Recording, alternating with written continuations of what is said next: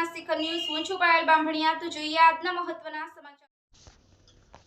108 પીપળા વાવી જે ઓક્સિજન પાર્કનું નિર્માણ જાયન્ટ્સ મોડાસા પરિવાર દ્વારા દેવરાજધામ મોડાસા ખાતે ઓક્સિજન પાર્કનું નિર્માણ કરવામાં આવ્યું।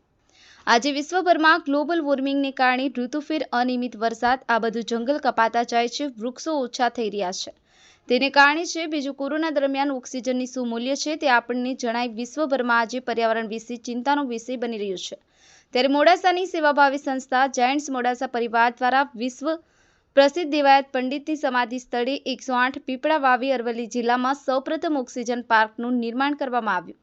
આ ઓક્સિજન પાર્કના પ્રણેતા ગુજરાતના પાટણ જિલ્લાના પર્યાવરણવિદ નિલેશ રાજગુર, મોડાસા જીવદયા પ્રેમી નિલેશ જોશી, પર્યાવરણ પ્રેમી પ્રવીણ પરમાર, મોડાસા નગરપાલિકાના પૂર્વ પ્રમુખ વનિતાબેન પટેલ, પીપળાનું રોપણ પહેલા મોડાસા ઉમિયા મંદિરના મહંત શ્રી વિષ્ણુ પ્રસાદ દ્વારા મંત્રોચ્ચાર કરી દેવરાજ ધામના પરમ પૂજ્ય મહંત શ્રી ધનગીરી બાપુના હસ્તે પ્રથમ પીપળાનું રોપણ કરવામાં આવ્યું।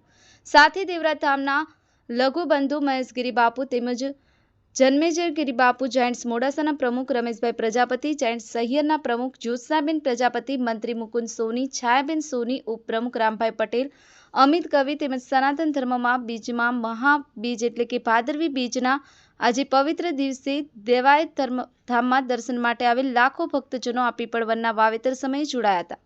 પર્યાવરણવિદ નિલેશ રાજગુર દ્વારા પર્યાવરણની જાળવણી માટે વૃક્ષો વાવી તેનું જતન કરવા સમગ્ર ભક્તજનોને સંકલ્પ લેવડાવ્યા હતા અને 108 પીપળ દ્વારા ઓક્સિજન પાર્કનું નિર્માણ કરવામાં આવ્યું। સમગ્ર પ્રોજેક્ટનું સંકલન જાયન્ટ્સ મોડાસા પરિવારના કલ્પેશ પંડ્યા અને અમિતાબેન સોલંકી દ્વારા કરવામાં આવ્યું।